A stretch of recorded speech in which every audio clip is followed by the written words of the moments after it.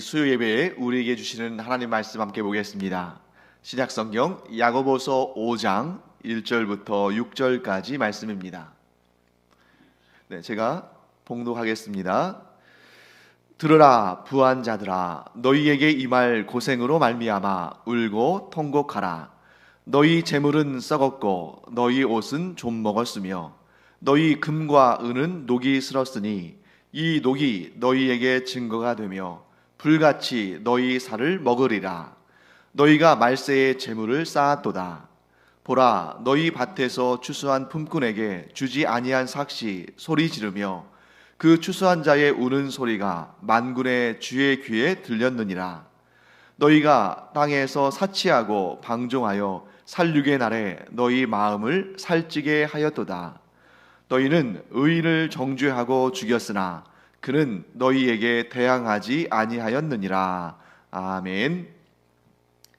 오늘 이 본문의 말씀은 부자들에 대해서 경고하는 말씀으로 시작하고 있습니다. 1절 말씀에 이렇게 경고가 되고 있죠. 들으라 부한 자들아, 너희에게 이 말 고생으로 말미암아 울고 통곡하라. 자, 이런 말씀을 들으면 성경은 부자들을 좀 부정적으로 묘사하는 것처럼 보일 때가 많습니다. 그래서 이 본문만 그런 것이 아니죠. 성경 곳곳에서 가난한 자들에 대해서는 보다 좀 온화하게, 부드럽게, 너그럽게 이렇게 대하지만 부자들에 대해서는 유난히 좀 엄하고 혹독하고 좀 정죄하는 것처럼 보이는 구절들이 꽤 많습니다.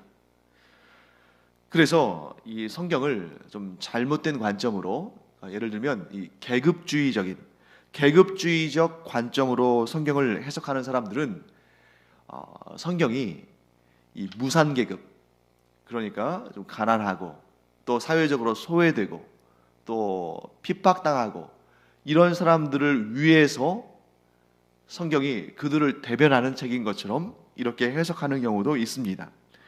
또는 어떤 경우는 예수님을 마치 혁명가처럼, 예를 들면 무산계급과 유산계급, 또 뭐 어떻게 보면 자본가와 또 노동자, 부유한 자와 가난한 자, 이 사이에서 예수님께서 가난하고 또 권력이 없고 또 소유가 풍족하지 않은 그런 자들을 위해서 그 시대에 혁명을 일으키는, 계급을 나누고 그 가운데 약자의 편을 들어서 이렇게 혁명을 일으킴으로 말미암아 이런 부유한 자들, 권력을 가진 자들, 이런 유산계급, 이런 사람들을 멀리하거나 혹은 그들을 정죄하는, 이런 어떻게 보면 일종의 계급투쟁의 혁명가처럼 예수님을 인식하는 경우들도 있습니다.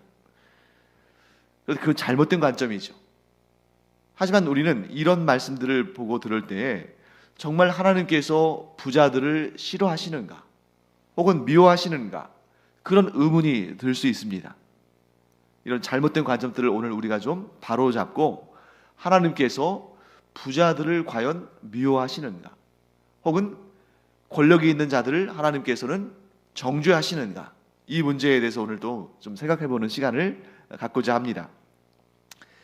자, 아까 우리 했던 그 질문, 하나님은 부자들을 미워하시는가, 하나님은 부자들을 정죄하시는가, 그래서 그런 관점으로만 성경을 해석하면 하나님은 가난한 자의 하나님이시다, 하나님은 부자들을 미워하신다, 하나님은 부자들을 정죄하신다, 이런 식으로 어느 한쪽으로 치우친 해석을 하면 얼마든지 잘못된 견해들과 이 사회적으로 그릇된 움직임과 문제들을 야기할 수 있습니다. 우리가 잘 알다시피 이 칼 마르크스, 이 마르크스주의의 주창자가 그 사회주의의 이념을 이 성경의 말씀을 통해서 힌트를 얻었다, 인사이트를 얻었다, 자, 이렇게 주장을 하죠.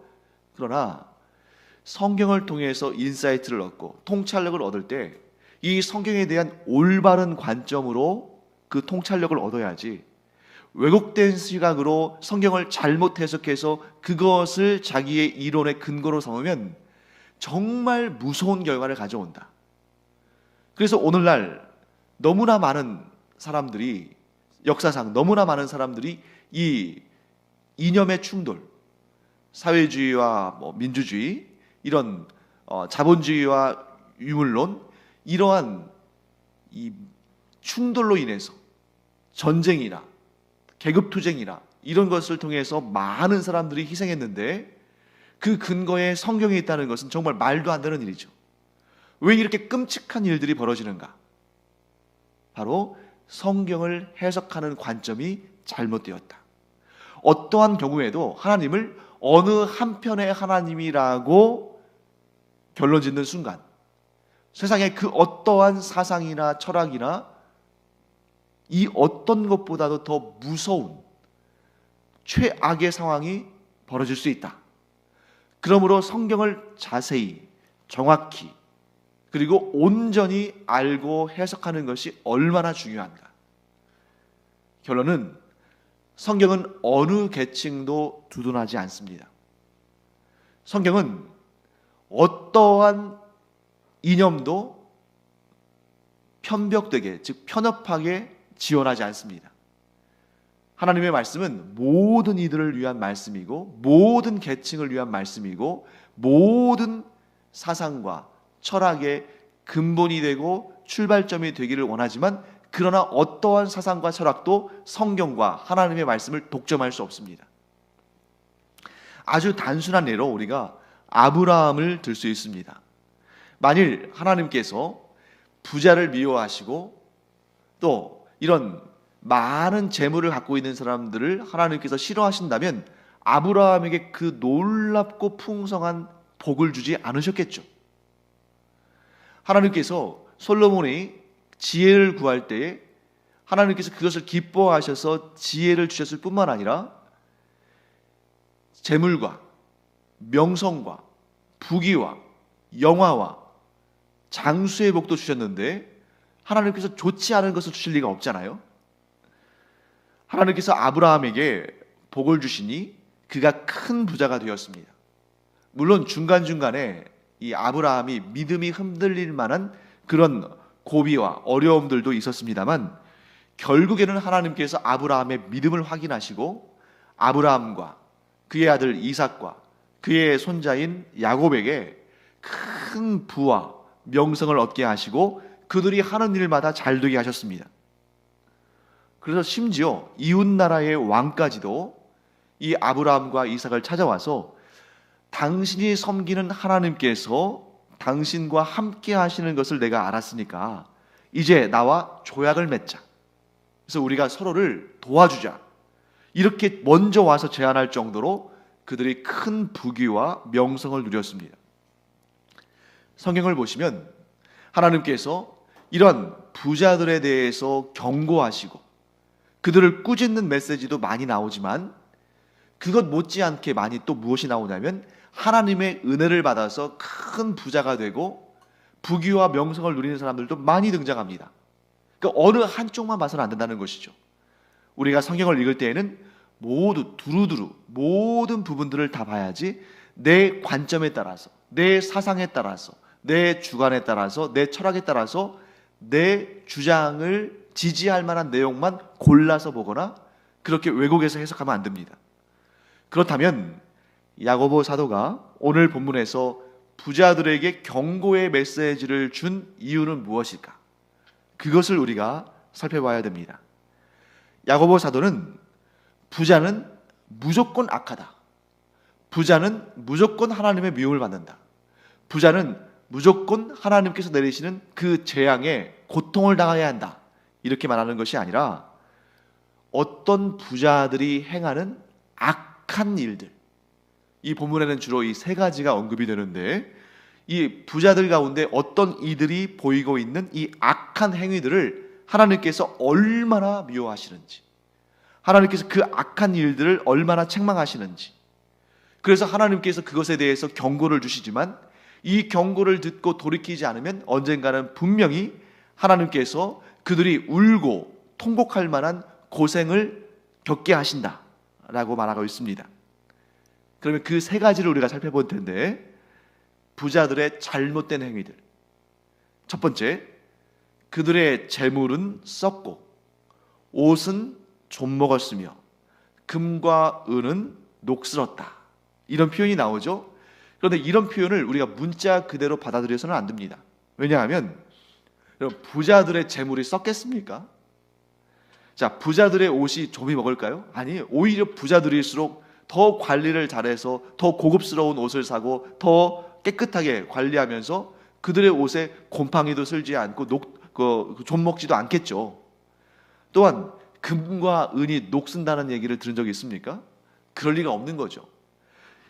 상징적인 표현입니다. 우리가 성경을 읽을 때에 이런 상징적인 표현이 등장할 때는 그 안에 담겨 있는 중심 의미, 그것이 내포하는 의미가 무엇인지를 파악하는 것이 굉장히 중요하죠. 성경은 그 뜻이 무엇인지를 이렇게 말씀하십니다. 그들이 자신들이 고용한 노동자들, 여기에서는 추수하는 품꾼들, 그러니까 부자니까 얼마나 땅도 넘겠어요. 그러니까 추수할 때가 됐는데 부자가 품꾼들을 많이 고용했습니다. 그런데 그 품꾼들에게 뭘 주지 않았다고요? 삭슬 주지 않았다. 즉 임금을 주지 않았다. 그러니까 그들에게 돌아가야 할 그런 삭시, 그들에게 돌아가야 할 정당한 임금이 그들의 창고 안에서 소리를 지른다는 거죠. 돈이 소리 지를 일은 없지만 그런 상징적인 표현이죠. 이건 응당히 추수한 품꾼들에게 돌아갈 것인데 그렇게 돌아가지 않으니까 그들이 소리를 지른다 하는 것입니다. 또한 그 임금을, 그 삭슬 받지 못한 추수한 자가 우는 소리가 하나님께 들린다 하는 것입니다. 그러니까 재물이 썩고 옷은 좀 먹고 금과 은은 녹슬었다. 이 표현은 그들이 정당하게 그들에게 일을 해준 사람들에게 주어야 할 임금을 지불하지 않았다 하는 것입니다. 자, 하나님께서 우리에게 재물을 주실 때에는 반드시 하나님의 뜻이 있습니다. 그래서 성경을 보면 적게 주신 자는 적게 주신 대로, 적게 주신 자는 적게 받은 대로, 많이 주신 자는 많이 받은 대로 하나님의 뜻에 따라서 일을 해야 한다. 즉 재산을, 재물을 적게 받은 자는 적게 받은 대로, 또 이 재물을 많이 받은 자는 많이 받은 대로 그 재물을 사용할 뜻도 하나님께서 주셨다 하고 성경을 말씀하십니다. 그래서 어떤 사람은 자기 가정의 경제 활동을 할 정도, 그러니까 먹고 살 정도의 재물을 받아서 그 정도 쓰면 되도록 하나님께서 그렇게 주신 그런 사람도 있고, 어떤 이에게는 한 동네를 살릴 만한, 어떤 이에게는 한 도시를 살릴 만한, 어떤 이에게는 한 나라를 살릴 만한, 혹은 어떤 경우에는 인류를 위해서 이바지할 정도로 그 정도의 큰 규모의 재정을 맡기시기도 합니다. 예를 들면 요셉 같은 경우는 물론 자기 개인의 돈은 아니지만 그 7년 동안 일어난 그 풍성한 풍년의 때에 거둔 그 곡식들을 잘 모아놨다가 그로 인해서 7년의 대흉년 때에 사람들이 죽지 않고 먹고 살 수 있도록 그것을 또 때로는 돈을 받고 또 때로는 땅을 저당 잡고 하긴 했습니다만 그들에게 곡식을 나눠줌으로 말미암아 사람들이 생명을 유지할 수 있는 그런 일에 쓰임을 받았죠. 그래서 하나님께서 나에게 주신 재물을 내가 노력해서 열심히 일해서 번 것이라고 생각하는 것이 아니라 이것은 하나님께서 나에게 맡기신 것이다. 왜? 내가 열심히 일할 수 있었던 그러한 건강, 그러한 기회, 그러한 능력, 그러한 은사 전부 누가 주신 거예요? 하나님께서 주셨으니까. 그 모든 것을 하나님께서 주셨으니까 나는 사실 내가 한 번 내쉬는 이 호흡마저도 내 능력으로 내 권한으로 할 수 없는 자인데 하나님께서 나로 하여금 호흡하게 하시고 하나님께서 나로 하여금 거동하게 하시고 하나님께서 나로 하여금 일할 수 있는 건강을 주시고 또 하나님께서 나로 하여금 이 재물을 쌓을 수 있는 기회도 주시고 또 이것이 다 없어지고 사라질 수도 있는데 하나님께서 그것을 지켜주시고 그러므로 나에게 있는 이 재물 이것은 전적으로 하나님의 은혜다. 그리고 하나님께서 나에게 은혜로 이것을 주실 때에는 그것을 쓸 제목들도, 그것을 하나님께서 활용할 어떤 부분으로 어떠한 방향으로 활용하게 하실지를 하나님께서 그 뜻도 나에게 주셨다. 그래서 하나님, 이 많은 것을 저에게 맡기신 그 이유가 무엇이며 그 목적은 또한 무엇입니까?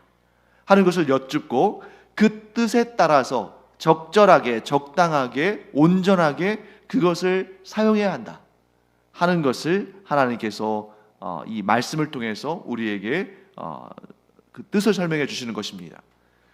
그러나 이 야고보 사도가 지금 책망하고 있는 그 부자들은 하나님께서 맡기신 그 재물을 하나님의 뜻에 따라서 사용하지 않고 어떻게 했어요? 자기의 욕심을 채우기 위해서 꼭 끌어안고 그것을 다른 사람들에게 주기를 정당한 목적에 사용되는 것을 막고 있다는 것입니다. 그것은 하나님의 뜻을 위반한 것이다. 그래서 구체적으로는 어떤 예를 들었습니까? 자기의 밭에서 추수하기 위해서 고용한 품꾼들에게 삭슬 주지 않았다. 임금을 주지 않았다. 월급을 주지 않았다. 그래서 추수한 자들의 우는 소리가 하나님의 귀에 들렸다 하고 말씀하고 있는 것입니다. 자, 그 다음에 두 번째, 이 부자들, 하나님의 책망을 받는 부자들의 두 번째 잘못은 뭐냐면 사치하고 방종했다 하는 것입니다. 자, 야고보 사도는 그 악한 부자들이 살육의 날에 마음을 살찌게 했다 이렇게 표현했어요. 그러면 자, 우리가 이제 앞에서 부자가 악한 부자가 있고 선한 부자가 있다. 선한 부자는 어떤 부자입니까? 하나님께서 나에게 이 물질을 주신, 재물을 주신, 돈을 주신 그 이유를 묻고 깨달아 알으며 하나님의 뜻이 어디에 있으신지, 이 재물을 활용함에 있어서 하나님의 계획이 어디에 계신지를 묻고 적절하게 하나님의 뜻에 따라서 이것을 활용하는 것, 이게 선한 부자라면, 악한 부자는 뭐예요? 하나님께서 두신 목적을 따라서 재물을 사용하지 않고 그걸 쌓아둔, 무엇 때문에? 자기의 욕심 때문에. 이게 이제 악한 부자입니다. 이 악한 부자들이 어떻게 된 사람들이냐, 어떻게 될 것이냐 하는 것인데, 악한 부자들이 어떤 사람들이냐. 자, 지금 또 다른 표현이 나오는데 뭐라고 되어 있냐면 살육의 날에 마음을 살찌게 했다. 이 표현이 굉장히 오해하기 쉬운 표현이고 어려운 표현입니다. 자, 악한 부자들은 어떻게 했다고요? 살육의 날에 마음을 살찌게 했다. 이것을 잘못 이해하면 어떻게 이해하기 쉬우냐면, 자, 살육의 날, 보통 우리 살육하면 막 사람을 죽이는 걸 말하잖아요. 살육했다.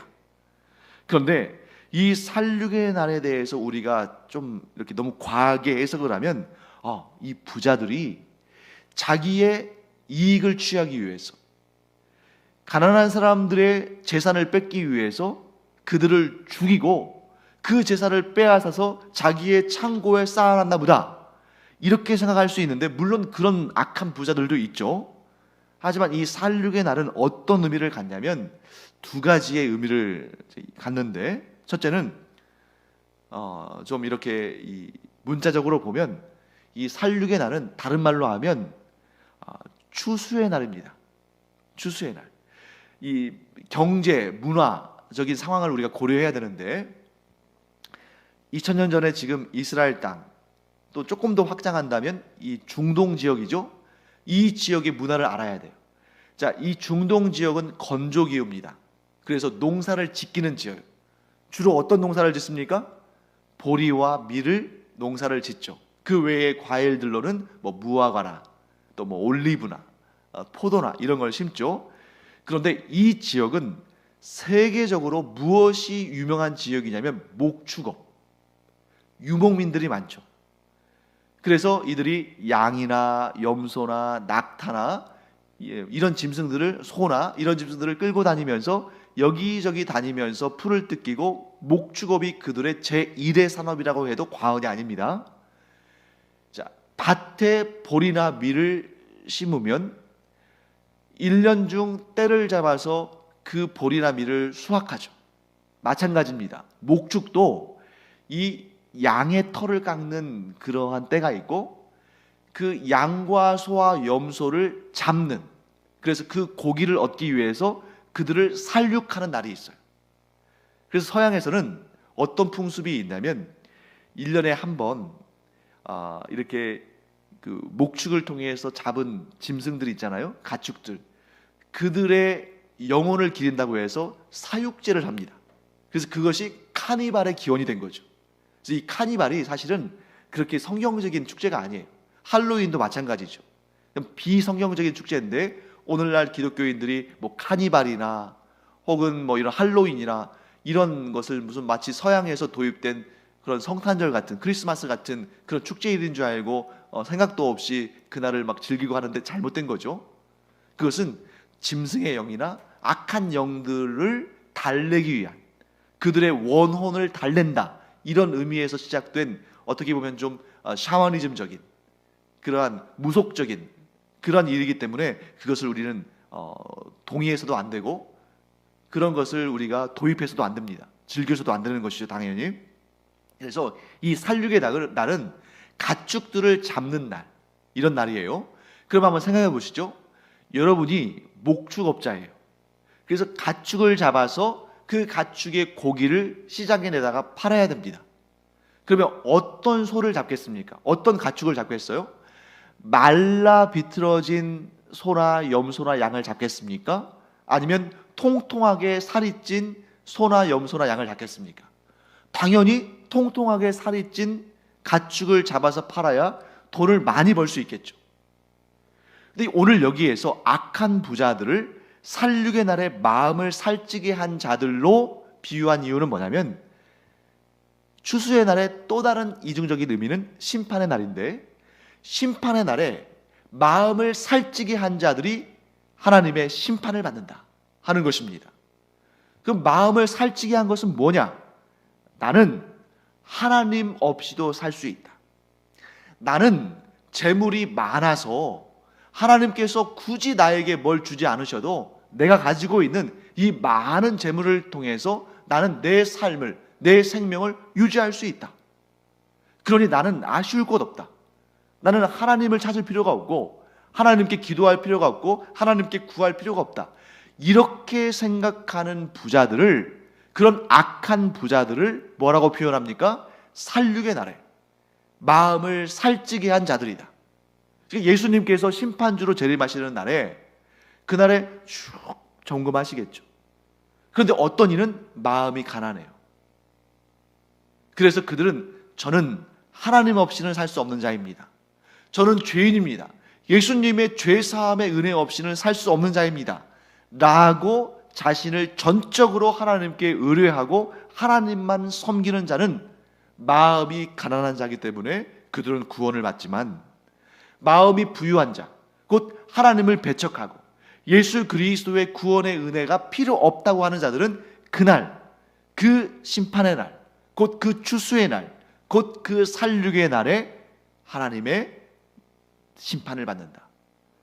그들은 자신들의 마음을 살찌게 했기 때문에 그날 마치 도살당하는 가축들처럼 하나님의 심판을 받는다 하는 그러한 내용이 이 살육의 날에 마음을 살찌게 했다는 그러한 표현의 의미인 것입니다.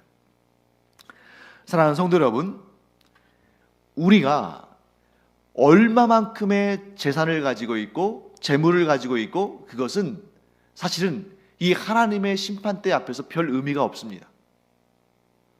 아니, 우리가 아무리 재물이 많은들 하나님보다 많겠어요? 우리가 아무리 부유한들 하나님보다 부유할 수 있습니까? 그러니까 심판대 앞에서는 재물의 중다, 재물의 많고 적음이 아무 의미가 없습니다. 하나님은 하나님의 그 심판대의 저울에 우리가 소유한 재물을 달지 않으셔요. 그것이 아무리 많아봤자 깃털보다 가벼운 것입니다. 하나님 앞에서는. 그럼 하나님은 무엇을 달아보시는가? 하나님은 마음의 무게를 담아보신다. 하나님은 우리의 마음의 무게를 달아보시는데, 우리의 마음이 가난해서 오직 하나님만 바라보면 저울이 뜨겠죠. 가벼우니까. 그런 사람들은 하나님의 나라에 들려 올라가고, 저울에 마음이 부유한 사람이 달리면 부유하니까 무거워서 지옥으로 떨어져 내릴 수밖에 없는 것입니다. 어떤 사람이 마음이 무거운 사람입니까? 하나님 없이 내 재물과 내 능력과 내 능력으로 살 수 있다고 생각하는 사람. 그런 사람은 그 살육의 날에, 그 최후의 날에, 그 추수하는 날에 그 마음이 부유함으로 그 마음이 무거워서 결국에는 지옥의 심판, 영원한 멸망의 심판을 당한다. 우리 이렇게 정리할 수가 있겠습니다. 자, 세 번째, 이 악한 부자들의 악행. 세 번째는 뭐냐면 의인을 정죄하고 죽였다는 것입니다. 이 부유한 자들의, 이 악한 부자들의 잘못 세 번째, 의인을 정죄하고 죽였다. 자, 여러분, 부자라고 해서 다 악한 것이 아니라고 그랬죠? 하지만 이 성경을 보건대, 이 성경의 역사들을 보건대 하나님의 보내심을 받은 그런 하나님의 일꾼들, 하나님의 메신저들, 하나님의 사자들을, 선지자들을, 심지어 메시아를 고통스럽게 하고 괴롭힌 사람들은 주로 부유하고 권력이 많은 사람들이었습니다. 그건 부인할 수 없어요. 물론 가난하고 또 사회적으로 소외된 사람들도 이러한 선지자들이나 메시아이신 예수님을 조롱하고 핍박하고 죽음에 넘기도록 하는 일에 힘을 보태기는 했지만, 그들도 어느 정도 일정한 역할을 했지만, 그러나 주도적으로 하나님의 선지자들 또 메시아를 괴롭히고 고통스럽게 하고 핍박하고 죽음에 이르게 한 자들은 주로 부자들과 권력이 있는 사람들이었습니다. 그래서 그들은 자신들이 행한 그 일에 대한 대가로 하나님의 심판을 받고, 자, 우리 꼭 기억해야죠. 더 많은 것을 맡기신 자에게는 더 많은 것을 요구하시고, 더 많은 은사를 주신 자에게는 더 많은 은사의 열매들을 요구하신다. 이게 하나님의 그러한 법칙이죠. 하지만 여기에서도 우리가 기억할 것은 부자라고 해서 무조건적으로 하나님의 미움을 받거나 정죄받지는 않는다. 자, 대표적인 인물 누가 있습니까? 아까는 아브라함의 예를 들었죠. 신약에서는 아리마대 사람 요셉이라는 사람을 들 수 있습니다. 이 아리마대 사람 요셉은 아주 부유한 사람이고, 그는 공의회 멤버 중에 한 명이었어요.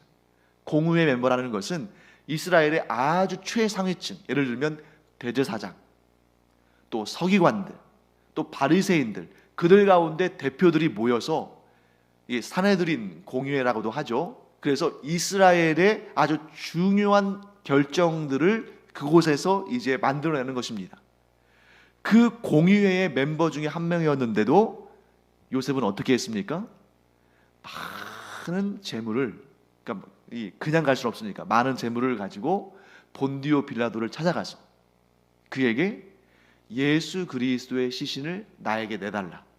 내가 나를 위해서 미리 준비해놨던 무덤이 있는데 그곳에 예수님의 시신을 안치하겠다. 여러분, 그 굉장한 용기입니다.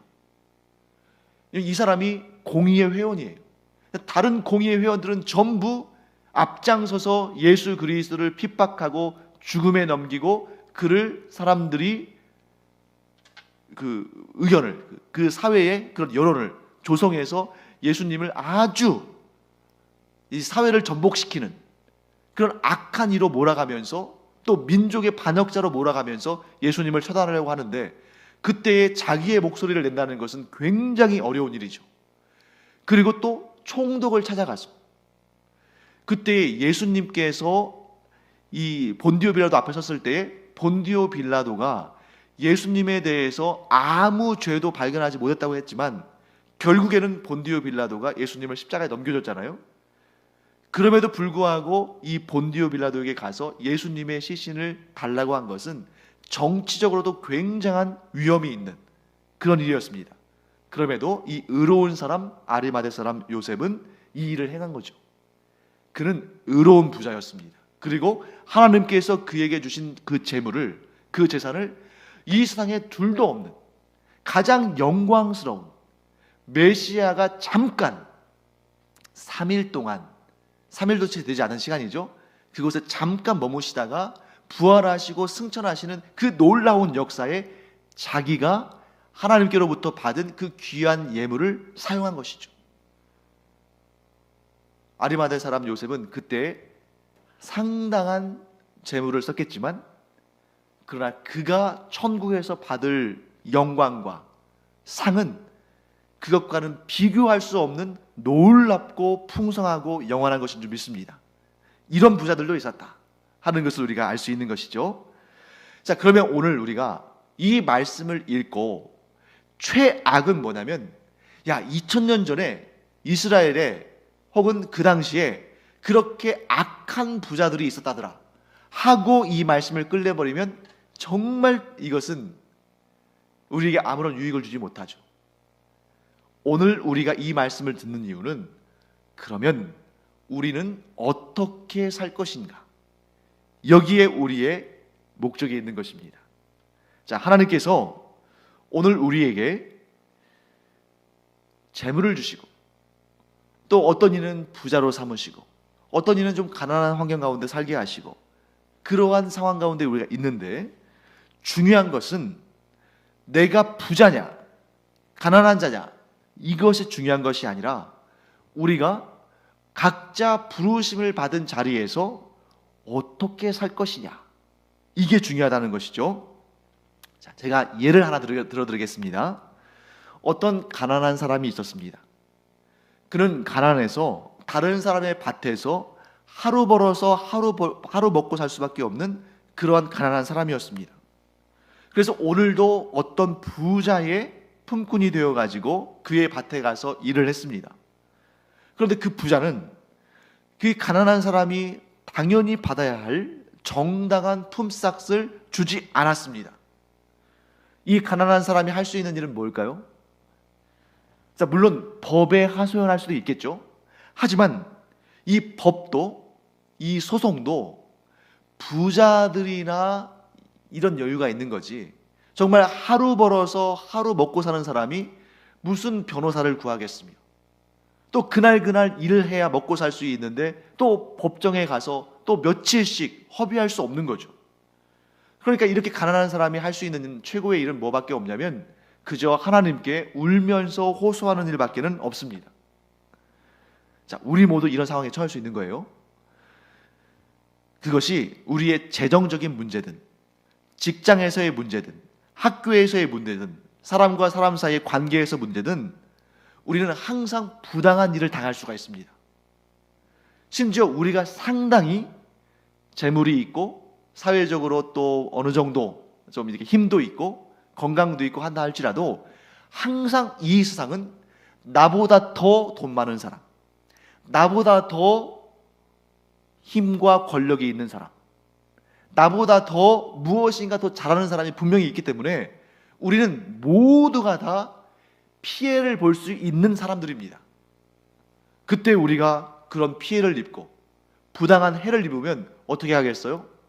하나님께 정말 이 억울한 마음을 토로할 수밖에 없겠죠. 그리고 하나님께 은혜를 구하는 기도를 할 수밖에 없습니다. 그런데 성경은 항상 말씀하실 때에 이 정도에서 그치지 않아요. 그러니까 우리가 부당한 일을 당하고 억울한 일을 당하고 해를 입었을 때 하나님께로 달려가서 막 울부짖으면서 간절히 기도할 때 하나님께서 우리를 불쌍히 여기시고 우리를 도우시고 우리와 함께 하십니다. 그런데 거기서 멈추지 않는다는 것이죠. 더 중요한 것은 그 다음 단계입니다. 그렇게 해서 정말 가난하고 연약해서 이 불의한 부자들에게 고통을 당하고 해를 입던 이 사람이 어느 날 부자가 된 거예요. 자, 사람의 인생은 자기 힘으로만 되는 것이 아닙니다. 그러니까 하나님께서 기회를 주시고, 하나님께서 길을 열어주시고, 하나님께서 은혜와 복을 부어주시고, 그래서 하나님께서 그렇게 일하시면 하루만 해도 부자가 될 수 있는 것이 우리 이 사람들의 인생인 것이죠. 이 세상을 살아가는 사람들의. 그래서 이 사람이 어느 날 부자가 됐어요. 때로는 이렇게 전혀 상상도 못했던 일들이 일어나기도 하죠. 그래서 이 가난했던 사람이 부자가 돼가지고 그의 소유가 많아져서 자신의 밭에서 일하고 품삯을 받아갈 품꾼들을 고용했습니다. 그렇게 됐을 때 이 사람이 어떻게 살면 좋습니까? 그래, 내가 어려웠던 시절이 기억난다. 내가 정말 가진 것 없고 힘없을 때에 그 악한 부자들에게 고통당하고 정말 내 가진 것들을 오히려 뺏기고 그렇게 힘들게 살았는데 나는 이 가난한 사람들에게 잘해줘야지. 내가 경험했던 그 고통을 이 사람들은 느끼지 않고 평안하게 살 수 있도록 내가 이들을 배려해주고 이들에게 많이 내가 베풀어야지. 이런 마음을 가지면 좋은데 너무나 안타깝게도 실제로 우리가 너무나 그런 일을 많이 보았기 때문에 이런 속담도 있죠.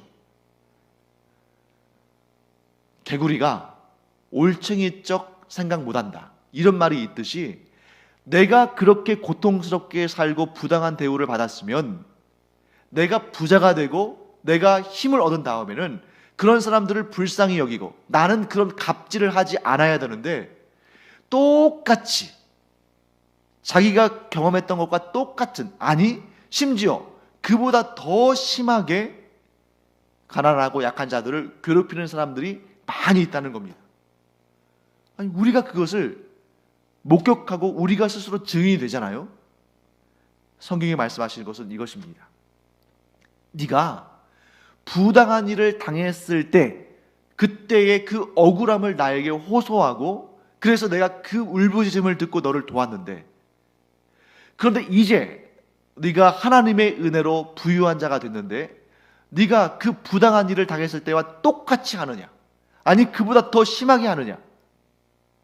이렇게 하나님께서 그런 악한 모습을 경고하시는 그런 내용들이 성경에 또 등장한다는 것이죠. 그래서 하나님께서는 이스라엘 백성들에게 이렇게 말씀하십니다. 너희는 너희 안에 거하는 나그네들에게 너그럽게 대해 주어라. 왜냐하면 너희도 이집트에서, 즉 애굽에서 나그네로 살지 않았느냐. 사랑하는 성도 여러분, 우리가 부유했다가 갑자기 어느 날 보증을 섰든지 혹은 이런저런 사업에 실패했든지 해서 갑자기 가난해진 사람들이 있잖아요. 그런 사람들을 볼 때 어떻게 반응해야 할 것인가? 어떤 분은 이렇게 할지도 모르겠습니다. 쌤통이다. 저 사람 저렇게 될 줄 내가 알았다. 저렇게 악한 짓만 하더니 결국에는 하나님의 벌을 받는구나. 그렇게 생각해서는 안 됩니다. 오히려 우리는 어떻게 생각해야 되냐면 그렇구나. 참 불쌍하게 됐구나. 그런데 내가 저 사람의 자리에 섰다면, 즉 내가 이렇게 하나님의 은혜 가운데 부유하게 됐다면 나는 저렇게 살아서는 안 되겠구나. 그래, 하나님의 책망받을 삶을 살다 보니 저렇게 됐는데 나는 하나님께서 기뻐하시는 삶을 살아야겠구나. 그래, 내가 무슨 먼 미래에 그래서 내게 일어나지도 않을 만한 그런 일을 생각하기보다는 내가 지금부터 준비를 해야 되는데 만일 내가 한 사람을 고용했다면 그 한 사람을 위해서도 내가 정당한 임금을 제때 지급하는 것부터 시작해서 내가 의로운 부자가 될 연습들을 좀 해놔야겠구나. 사랑하는 성도 여러분, 내가 아직 충분히 부자라고 할 만한 상황이 되지 못했을 때 한 사람에게 행한 그 일을 보고 하나님께서 판단하십니다. 그래, 단 한 명을 고용했는데도 저렇게 정당한 그런 임금을 제때 지불할 줄 안다면 더 많은 것을 맡길 수 있는 사람이구나. 그런데 우리가 만일 내가 고용한 한 사람에 대해서도 그에게 주는 품삯이 아까워서 제 몫을 지불하지 않거나 제때 지불하지 않거나 주면서도 안 좋은 마음을 갖는다면 하나님께서 더 큰 것을 맡기시지는 않으실 것입니다. 아니 오히려 그 있는 것마저도 빼앗아 가실 것입니다. 왜? 충성되고 의로운 청지기가 아니기 때문에. 사랑하는 성도 여러분, 그래서 오늘 이 본문이 말씀하신 핵심은 이것입니다. 이기적인 부자가 되지 말아라. 이기적인 부자는 무엇입니까?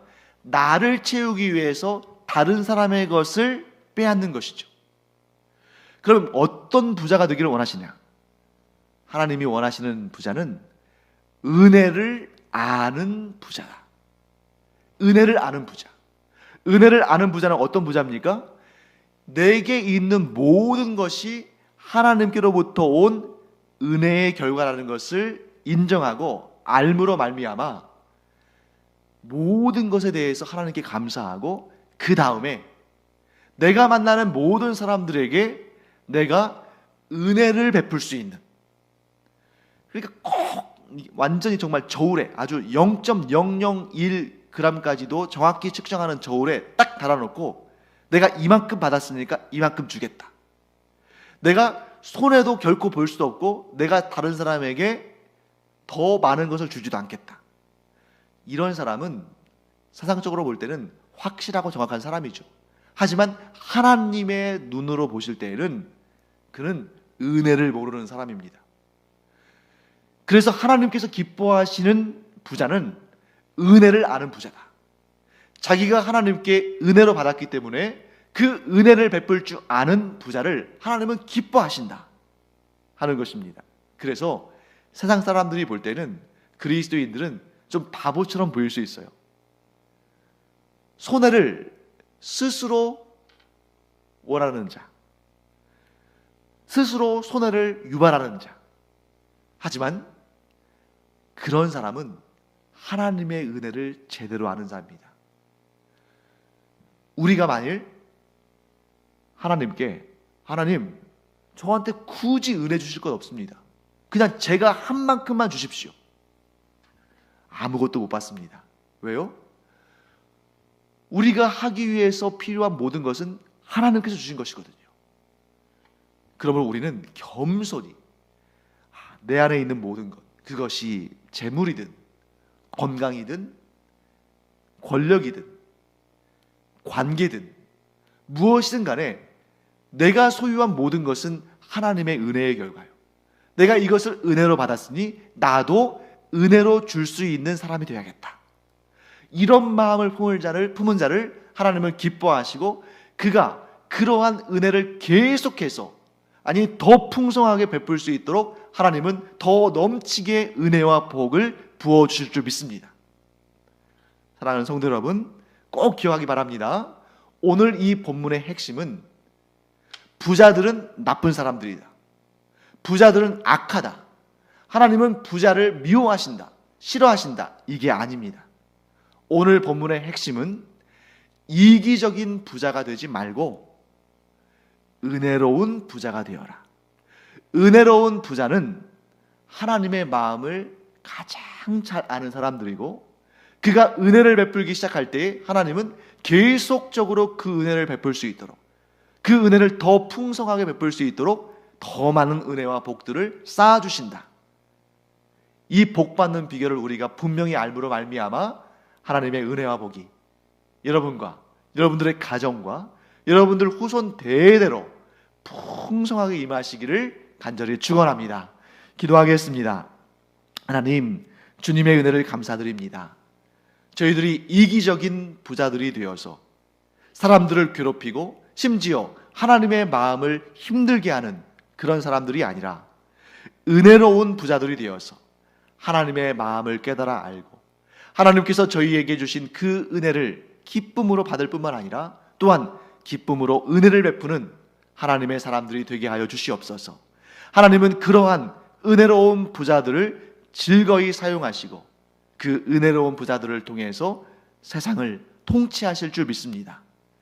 재물을 얼마나 많이 갖냐 적게 갖냐가 아니라 하나님께서 주신 그 범위 안에서 은혜로운 자가 될 때에 그가 곧 은혜로운 부자인 줄 믿습니다.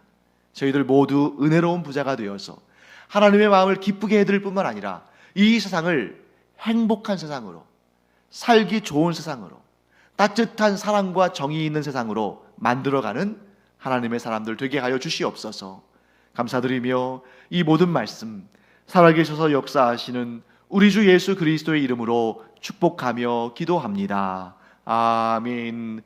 지금은 우리 주 예수 그리스도의 은혜와 하나님 아버지의 무한하신 사랑과 성령의 감동, 감화, 위로, 교통하심이 이 시간 이기적인 부자가 되어서 하나님의 미움을 받기를 원치 아니하고 은혜로운 부자가 되어서 하나님의 마음을 닮아감으로 하나님의 큰 기쁨이 되기를 원하는 하나님의 존귀한 자녀들 위에 이제로부터 영원토록 함께 있을지어다. 아멘.